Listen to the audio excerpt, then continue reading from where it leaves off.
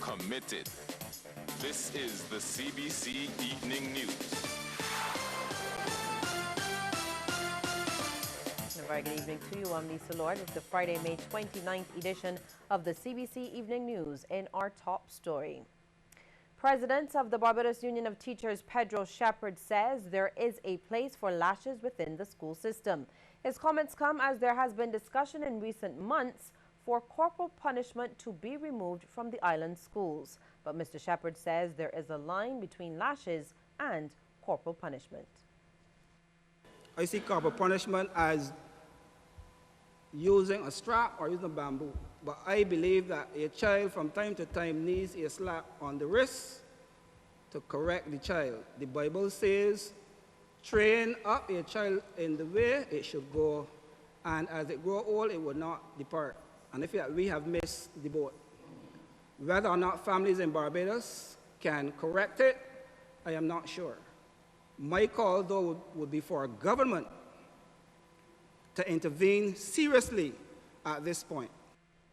And Mr. Shepherd was speaking during the annual general meeting of the Men's Education Support Association, or MESA, at the St. Michael's School. He says there is a need for religious education to be seen as a serious subject. There are many teachers who rely on the person taking prayers for the week to teach the religious education. And I believe that religious education has to be brought back on the front burner of our curriculum in schools. We cannot compromise that situation. Well, lawmen are hunting down the man responsible for a brutal attack on a police officer last evening in the city. That officer is now recovering after undergoing surgery at the Queen Elizabeth Hospital. Reports from police indicate that the officer was stabbed multiple times by an unknown assailant at about 10 minutes to 8 in the vicinity of James Street and Synagogue Lane. Other lawmen reportedly saw him and took him to hospital for treatment. The circumstances surrounding the incident are still unclear. The officer is reportedly attached to the Statistics Department. CBC understands that there was also a shooting incident which occurred sometime last night on the outskirts of the city in the area of Gills Road, Greenfield. Details are still sketchy as well, but reports reaching the newsroom are that a middle-aged man received a gunshot wound. Well, a car burst into flames following a collision this evening at Carmichael St. George. Both drivers were injured. They are 43-year-old Janice Jordan of Gemswick Garden, St. Philip, and 30-year-old Corey Atkins of Seclusion Road, St. Michael. Jordan sought treatment at a private facility while Atkins was taken to the Queen Elizabeth Hospital. The road was temporarily impassable. Yet another call for the nation's children to return to Sunday school. Reverend Anderson Kelman of the Bank Hall Church of the Nazarene says children need to have a solid foundation, and the church can provide this. He was also speaking during MESA's annual general meeting. For myself personally, a lot of my early discipline came from being a part of a Sunday school. And there were two in my community. There was one in the morning, one in the evening. And I had to be at both Sunday schools. I recall just a few months ago going to my parish and talking to parents who were unchurched and trying to elicit from them if we can pass and collect them in the church bus, collect the children in the church bus. And most of the parents said to us, well, ask the children. If they want to go, then they can go. And of course, in my time growing up, that was not an option. You had to be in church, had to be in Sunday school. Well, if the head of the National Initiative for Service Excellence has her way, the successful 100 Improvements in 100 Days program will be taken to the region. Already, Kim Tudor says that Jamaica has shown an interest, and Lisa Broom tells us more. Private companies and some government departments were celebrated last night as they continue to embrace NICE's efforts to improve service excellence in Barbados. CEO Kim Tudor told the audience she was invited to Jamaica to talk about the 100 Improvements in 100 Days initiative. And while they are interested in adopting it, her vision is for it to go regional. I suggested a Caribbean-wide improvement challenge and awards program as a means of increasing our regional competitiveness. And it would be a program where the winners of the Jamaica Service Excellence Award and then the winners of the Barbados Award, Trinidad Award, and so on, then would vie for Caribbean Awards. And that will increase the competitiveness and push our service excellence up. In this last phase of the local program, Ms. Tudor says participating organizations achieved over 7,000 improvements. Employers also successfully used it to get their staff to meet important company targets, saving money and jobs in the process. Through these kinds of employee-led innovations and creative problem solving, participating organizations emerge from their 100 Days Challenge more self-aware, more united both intra and across departments, more operationally sound, and more competitively agile. Most importantly, they reported sustained benefits of employee engagement, job satisfaction, as well as a simulation of continuous improvement into their organization's culture. At the end of the night, Wabisco walked away with the top prize, the Prime Minister's Award for the Most Improved Organization. General Manager Adrian Padmore says it represents a tremendous team effort by staff of the 100-year-old company. He says the challenge came at the right time. Some of our improvements included rearranging and refurbishing workstations and offices, painting of offices, infrastructural upgrades to our plant, including a complete overhaul of the raw materials department, health and safety measures, including signage and procedures, marketing strategies, renegotiation of supplier contracts, electronic banking, and a whole host of others. Many other companies and individuals received awards, including for the Buy Bajan Challenge, Entrepreneurship, Environmental Responsibility and Productivity, as well as the School's Challenge Award, among many others. Lisa Broom, CBC News. Well, despite reduced sponsorship and competition from some other bands, veteran band leader Betty West is determined to ensure creativity and culture take prominence in her costumes for Kadooment. She spoke to CBC as concern grows that the creative element is dying. Training young people in costume design and construction is a major focus of Betty West's activities. She has a number of them working with her band this year and hopes she can show them it's not only about making money.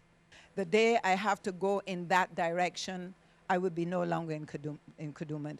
I think they have some young people who are interested in designing and creating proper garments for Kadooment.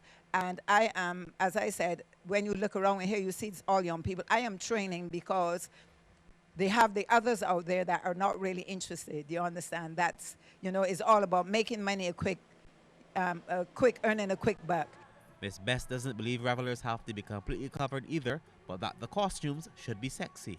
This morning I had 2 people from Canada, mature people, who send in and join up in the band because they look at most of the band and they chose my band, you understand? So there are people out there who wants to dress in proper costume because it's all about costuming. And if you notice in my band, when I create, when the judges, in fact, look, they could see what I'm creating. The theme of her Grand Kadooment band this year is positive vibes, which she says encourages creativity. She also told the CBC News she will not be bringing a kiddies band this year because she's preparing for a major presentation for her 25th anniversary next year. She hopes to have over 600 children in that band. Sean Farrell, CBC News. And we'll hear more of Betty's views on costumes as well as those of some other designers on this week's Countdown to Kadooment coming up later in the evening news. Studies have shown that playing a musical instrument can make a significant difference in a child's life. And against this background, the Multinational Fair Organization has made a large financial donation to the Barbados Youth Symphony Orchestra for instruments for schools. Charles F. Broome Primary is one of the first to benefit from the donation, $100,000 in total, to be divided among 3 other schools. With it, the youth orchestra, through its Music in Schools program, will buy instruments to encourage more children to play. Member of the Multinational Fair, Sharon Lady Carmichael, says playing an instrument goes far beyond developing a love for music. Playing an instrument stimulates every center in your brain. A lot of people don't know that. And countries where there is this part of the curriculum developed in the schools, the children are seen to do much, much better educationally. So overall, the benefit of music in the schools is so important, and we want everyone in Barbados to realize that and come on board. And director of the National Youth Symphony Orchestra, Joy Knight Lynch, agrees. She says the plan is to expose as many children as possible to instruments and to try to feed members into the orchestra. We see them becoming more disciplined. We see the academics improve. It gives them something to they value themselves more, so that they develop more self-confidence, and So I think that it is really beneficial to put them as young as possible. Music is really life, really. Meanwhile, principal of the school, Louis Griffith, says they're trying to involve the students in as many activities as possible, which makes them more disciplined and better rounded. So far we have 14 students doing playing wind and brass instrument, and we have violin through the program orchestrated by Mrs. Joy Lynch, from reception straight to class 4. And student Faith Allen says she plans to take up playing an instrument. Seeing the talent that we have at Charles F. Room, it has inspired me to go off and say, well, mommy, I want to play the violin, or mommy, I want to play the flute. So that's definitely something I'll be trying from next year. The Music in Schools program will eventually be expanded to St. George, Hilda Skeen, and West Terrace Primary. Lisa Broom, CBC News. Well, we'll have more news in just a moment, but first we want to get your take on this question. Should flogging be banned within schools? You can text yes or no to short code 8111 and we'll have the results for you at the end of our news.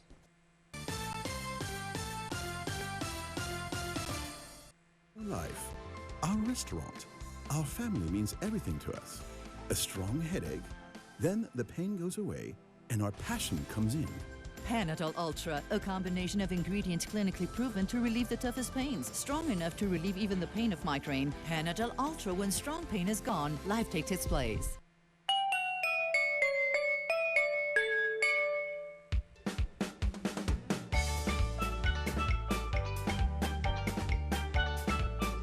Offer available island-wide at participating outlets, Byco Mobilers, and the Byco Direct Outlet, Harbor Road.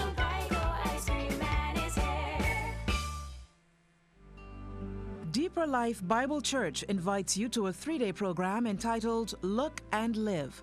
There will be salvation for the unsaved, healing for the sick, deliverance for the oppressed, and blessings for all. This will take place on Friday, May 29th, Saturday, May 30th, and Sunday, May 31st, 2015, from 6 o'clock nightly at the Deeper Life Bible Church, 2nd floor, Diamond Towers, Marhill Street, Bridgetown. Whosoever believes in him will not be ashamed. Come, and you shall be blessed.